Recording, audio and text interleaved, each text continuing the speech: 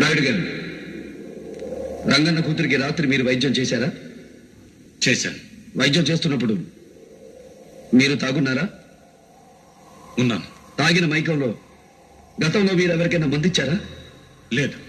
అంటే రాత్రి మాత్రమే మీరు తాగిన మైకంలో వైద్యం చేశారన్నమాట. అవును.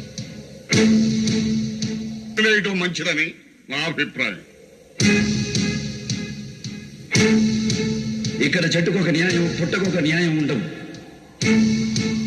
తాగి వైద్యం చేసి ఒక మనిషి చావుకి కారణమైన రాయుడు గారికి సేమ కట్టుబాటు ప్రకారం 3 చెప్పుతప్పుల శిక్ష.